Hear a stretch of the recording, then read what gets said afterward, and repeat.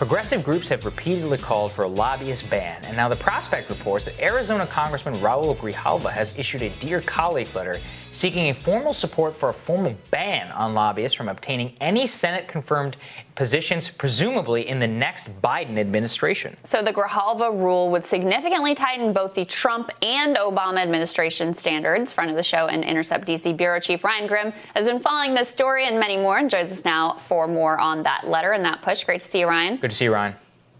Good. Yeah, good to see you. All right, just break down what this is all about and what Congressman Grijalva is asking for here.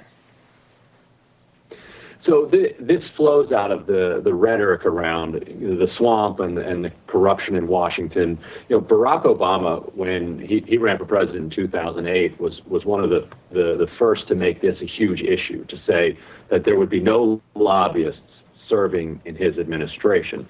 Once he took office, he did put in this lobbyist ban, which I covered at the time, and which had a lot of unintended consequences. In other words, if you were a lobbyist for the Human Rights Campaign or the Sierra Club or for affordable housing, you were lumped in with lobbyists from the banking sector.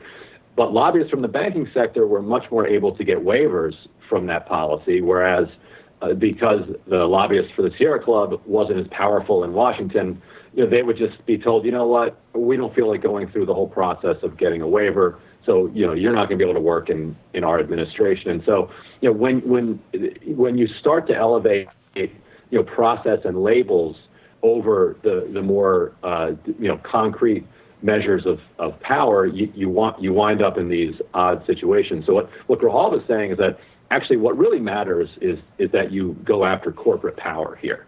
So corporate executives are what matter here. And, if somebody, has spent their career in the corporate world, then they should not be coming in to regulate and to work on issues that affect that corporate world. So tell us about that, Ryan. What is the realistic, possibility of this actually happening in a Biden administration, just given on the people who actually work for Joe Biden currently on his campaign? I think some of them wouldn't even qualify according to this rule.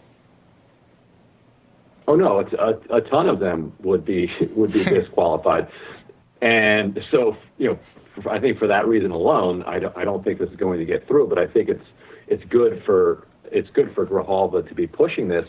Interestingly, the other public significant pushback that you've had to this overall political effort has come from the Congressional Black Caucus, which very explicitly said that if you try to ban corporate lobbyists from working in the Biden administration, you're going to have a disparate impact on senior black officials in the Democratic Party in Washington. That was the argument that was made by some leading CBC figures, and they explained why they feel like the structural racism that we have in the country today has produced that situation. But regardless, that just means that you're saying it's fine to have more corporate lobbyists in the White House, and so that's going to end up being a pretty tense fight between the CBC and between some of these reformers. Mm-hmm. Yeah. And so what do you make of this in terms of what it could portend for a Biden administration and the sort of fractures within the Democratic Party? Because that's why I found it kind of important. I mean, Grijalva is a former co-chair of the Congressional Progressive Caucus. They're not always it's kind of a mixed bag of people in that group. He's certainly not as out there as like a squad member. So for him to be pushing this, I thought was kind of interesting and kind of important. And as you put it, like laying a marker down for some of the expectations to be set for a Biden administration. In that way, I found it very encouraging.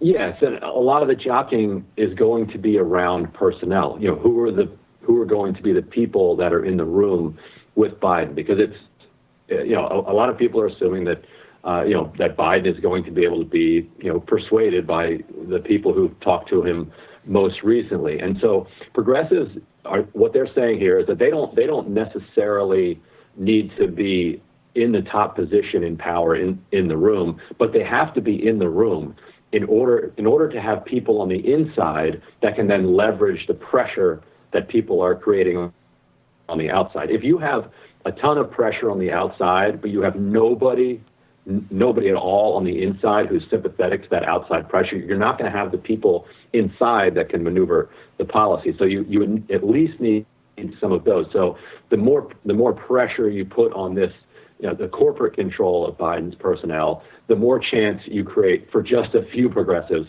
to sneak in there. The Trump campaign, which would have you to believe that Antifa is going to essentially run the Biden White House, but progressives are kind of just hoping that they can just get a couple of reasonably progressive people in the room that they can then put pressure on to do what they've said they're going to do. Yeah, kind of a hilarious dynamic we always see there. All right, thanks, Ryan. Thank you, Ryan. Good to see you.